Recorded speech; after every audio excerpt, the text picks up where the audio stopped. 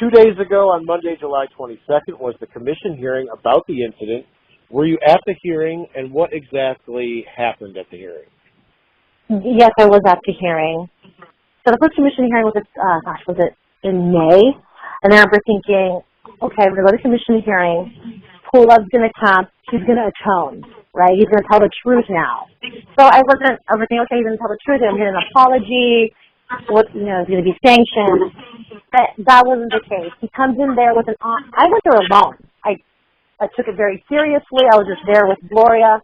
And he came in there with an entourage. I want to say like 10 people, plus his girlfriend and some Bulgarian fans, right?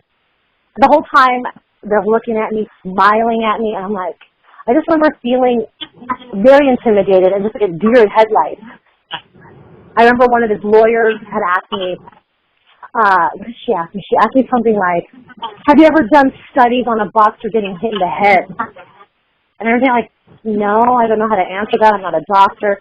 Just really getting beat up after that first commission hearing. Yeah, that first commission hearing was just horrible. They also had to get security to escort myself and Gloria out of the hotel. That's how bad it was. Wow. Second commission hearing, I go, he looks like he's changed. It's just himself and his translator. And he apologized. They gave him back his license, so he's only been suspended for a total of 4 months. And he apologized again to me. And, I mean, it seemed like he's been a changed man, but then again, he's lobbying for his license to be reinstated. So I don't know if he's really being honest about it. I mean, time will tell. And then in between, like the first and second commission hearing, Top Rank promoter Bob Arum goes on an interview with IFL TV, spewing just complete lies about me, about myself and Kubrat's relationship. Like I was acting like his semi-girlfriend, hanging out at the training camp. And what else did he say? He said something about sexual harassment. It's not real. That people can't live. It's a crazy world. I mean, if you look it up, you can find out, see all the things that he had said. And which is complete lies. Which is complete lies, because in the first commission hearing, under oath, myself and Kubrat said the first time we had met was at the weigh-in. Under oath. So no, I did not have a relationship with Kubrat before the weigh-in. We did not know each other. That was the first time I'd ever seen this man. And I'm going to you, it's his first time in America. How could I have a relationship or know him before then? So when you say that the first commission hearing, you were hoping he would come in and, admit to all these lies. Like, what lies did he tell about you? Okay, so the lies that we were friends. Just that, like we were friends and it was okay. And that he was acting like he was a victim. So I thought he would atone and say, okay, I'm sorry, I didn't mean to grab her face, I didn't mean to grab her butt. And that was it. But then he continued to lie. The commissioner. He sat there with his interpreter, interpreting everything, saying that I sat on his lap, that I was kissing him. And I'm sitting there listening like it's complete lies. This man can speak English and he understands. If you look and you Google him, he's on YouTube speaking English. But at the commission hearing, he needs an interpreter.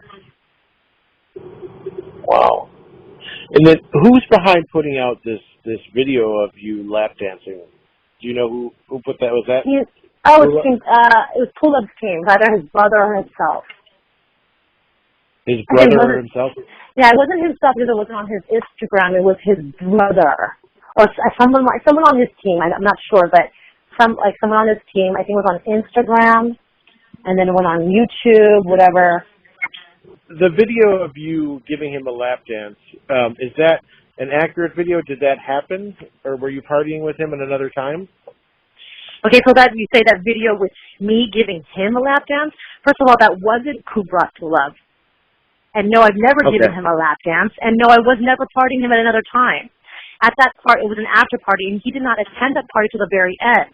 If you remember from the fight, he had a cut above his eye. They had to go see a doctor. They had to get checked after every boxer after every fight has to get checked. So he was not at the after party. till the very end, and that's when I had left.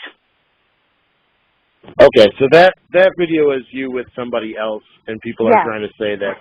Yes, I and and the crazy thing is, so like me being at work, you know, at the hangar doing an interview, and then me being in a totally different location, partying is a totally different situation. And it wasn't even with him. There's a reason why they blocked out the boxes, or not even a box, they blocked out his face. The person that you were giving the lap dance to, was that anybody from his camp or no, yeah. So like, what is it? No, not from his camp. He's not a boxer or anything. Super nice guy. And I was not the only girl there that was dancing and twerking. This is 2019. Girls dance like that all the time. You go on Instagram, girls are shaking their butt. I mean, it's normal. I mean, gotcha. And they have like pictures of that guy. They blocked out, or they blurred out his face for a reason. And I have pictures of me with him, but I don't really want to put his name out there because he didn't do anything wrong to me. How bad has the negative response gotten? Have you received any death threats? And I'm not laughing, but yes, I have. I think a lot of them is like Bulgarian fans of Kubrat. Like a lot of, I hope you die, I hope you get raped. They call me, I forgot, like trans, just a lot. I mean, I can send them to you. It's kind of sad. Have you received any money for the damages of being sexually harassed by Kubrat Pulev? No. I thought that was already clear. So Monday was the last day of the commission hearing.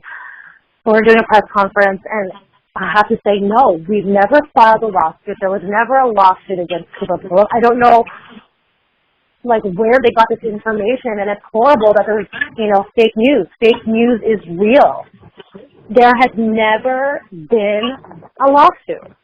And that was from the beginning. And I've been called a gold digger, that I'm searching for fame, that I want money. But no, I felt like after that video had went viral, I didn't want to say anything. I kind of wanted to stay silent. I was hoping it would go away.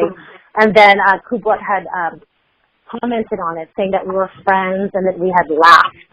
Or we were friends, we hugged, and we laughed afterwards. And after I saw that, I'm like, that's a lie. That's a complete lie. And then I just felt like it was an obligation for me to say something. So you're not looking... not okay. No, I was never looking for money. No, let's get this clear. I was never looking for money. There was never a lawsuit. Nothing. So I don't understand. I mean, whoever put that out there, they should take it down because that's untrue. It's false. It's fake news. I've been cyberbullied because of that. Thank you so much for being on the show today. Thank you so much for having me. I appreciate it. Like I said, this is the first time I spoke out about it.